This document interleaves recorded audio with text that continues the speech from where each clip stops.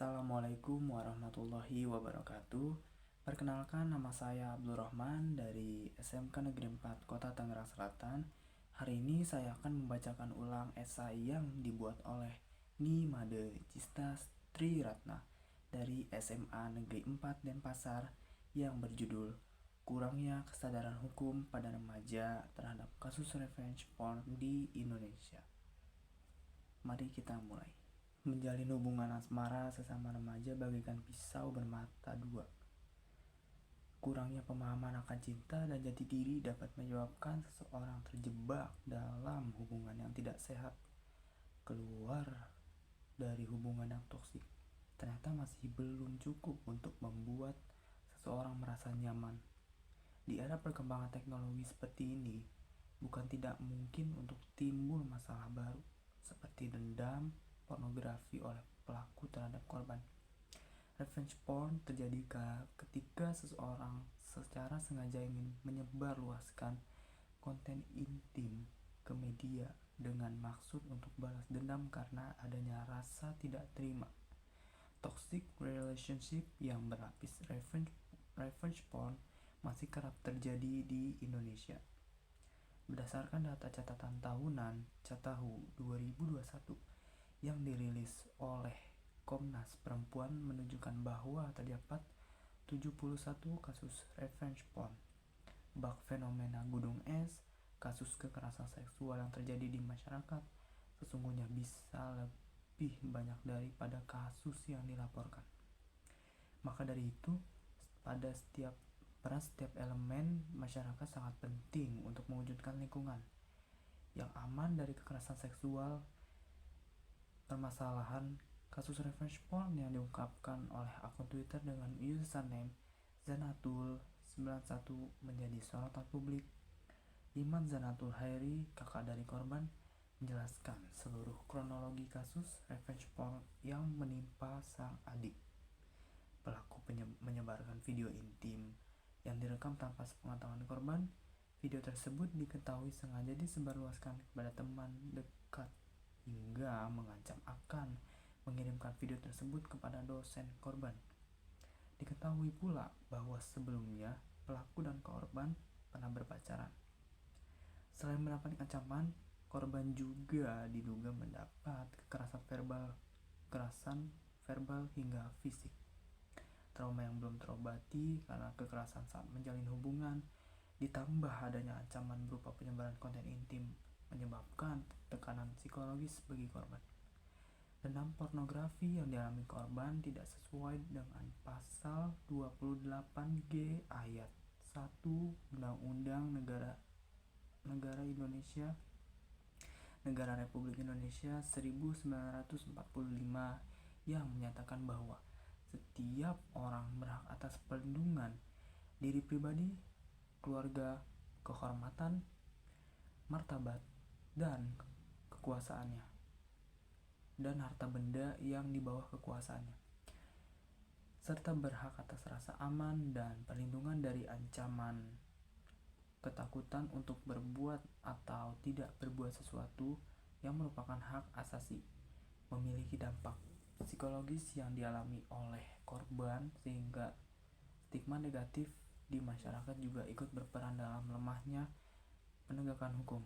Stigma negatif membuat korban enggan untuk mencari perlindungan. Selain berfokus pada sanksi pelaku, pemulihan korban juga tidak kalah penting.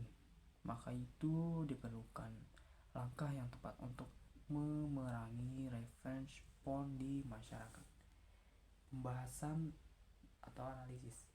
Undang-undang saja tidak cukup untuk menghapus kasus revenge porn di Indonesia. Tanpa kesadaran hukum, undang-undang hanya sebagai tong yang nyaring bunyinya.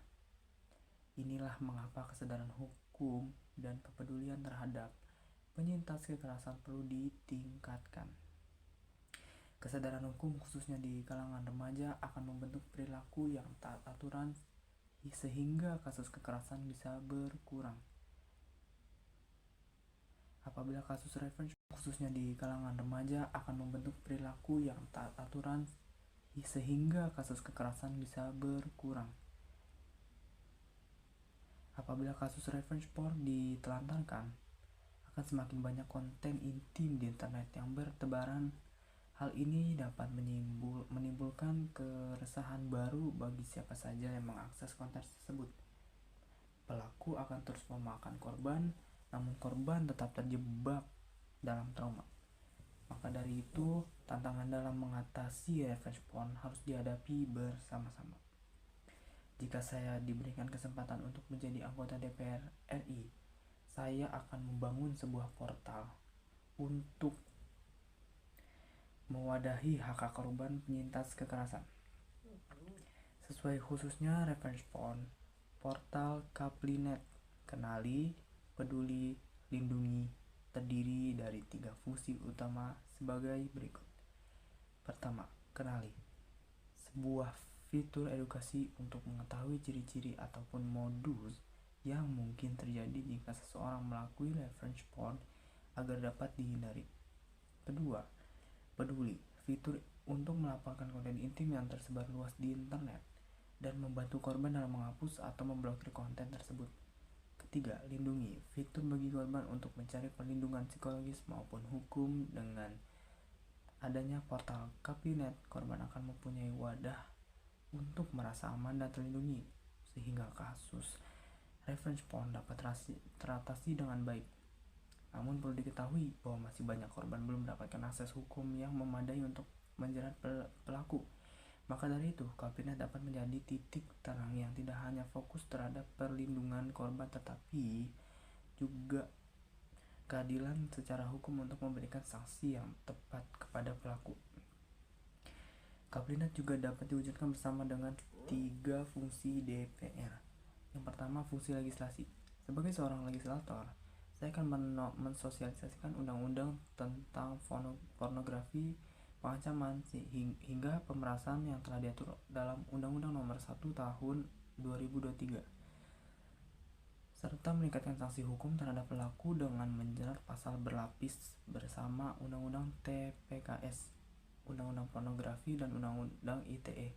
Tidak hanya itu, saya juga akan meningkatkan kesadaran hukum dan edukasi seksual di kalangan remaja dengan membuat program edukasi bersama Kemendikbud.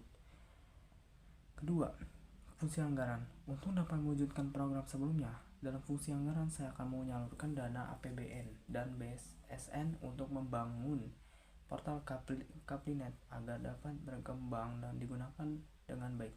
Tidak hanya itu, dana juga akan disalurkan untuk program edukasi remaja tentang kesadaran hukum dan sex education. 3. Fungsi pengawasan. Pada fungsi pengawasan, saya akan mengawasi proses penegakan hukum terhadap kasus revenge porn sehingga korban dapat mendapatkan keadilan.